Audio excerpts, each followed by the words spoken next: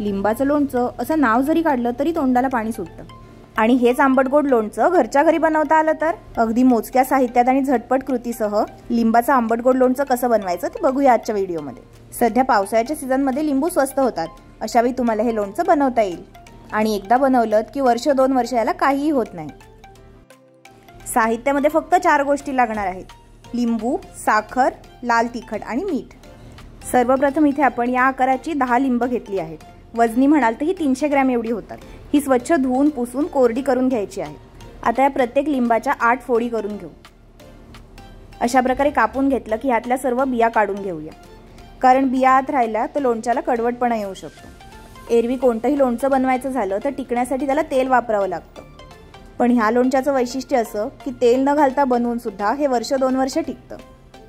पण एक लक्षात ठेवा, लिंब निवडाल त्यावेळी पातळ सालीची लिंब घ्या, जेणेकरून त्याला रसही चांगला येतो आणि सालांचा कडवटपणा येत नाही।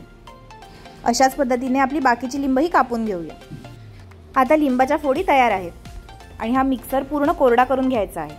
आता यामध्ये लिंबाच्या फोडी ॲड करूया। या फोडी आपण मिक्सरमध्ये वाटून घेणार आहोत। या 10 लिंबांच्या फोडी 1.5 कप एवढ्या झाल्या। आता हे सर्व ॲड केल्यानंतर आपण 1.5 कप साखर घालणार आहोत।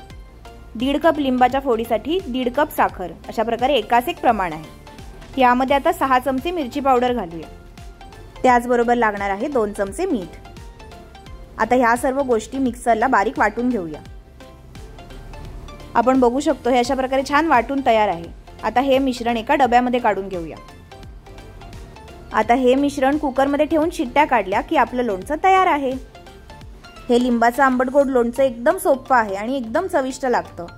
आजारपणामध्ये जेव्हा काही खायची इच्छा नसते तेव्हा तोंडाला चव आणण्यासाठी मऊ भाताबरोबर या लिंबाच्या लोणच्याचं कॉम्बिनेशन एकदम छान लागतं। तसंच एरवी जेवणासोबत खाण्यासाठी हा एकदम बेस्ट ऑप्शन आहे।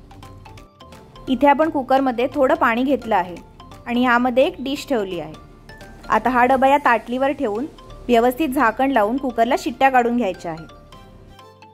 जर तुमच्याकडे असणाऱ्या कुकरच्या पटापट शिट्ट्या होत असतील तर 21 शिट्ट्या काढा आणि जर नॉर्मल शिट्ट्या होत असतील तर 14 शिट्ट्यांमध्ये हे तयार होतं। इतक्या झटपट पद्धतीने बनलेलं लिंबाचं लोणचं खरंच चवीलाही तितकंच चांगलं असेल का हा प्रश्न तुम्हाला पडला असेल तर आजच हे लोणचं बनवून खात्री करून घ्या। आता 21 शिट्ट्या होऊन गेल्या आहेत।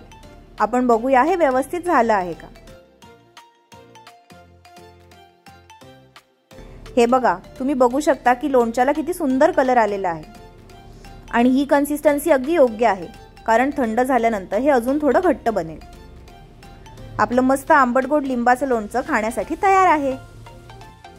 अशा पद्धतीने हे लिंबाचं लोणचं काचेच्या बरणीमध्ये स्टोअर करून ठेवा। काय मग आजची रेसिपी कशी वाटली ते कमेंटमध्ये कळवाल ना आम्हाला। व्हिडिओ आवडला असेल तर लाईक करा आणि शेअर करायला विसरू नका। चॅनलला अजूनही सबस्क्राईब केलं नसेल तर पटकन सबस्क्राईब करा। आजचा व्हिडिओ पाहण्यासाठी धन्यवाद।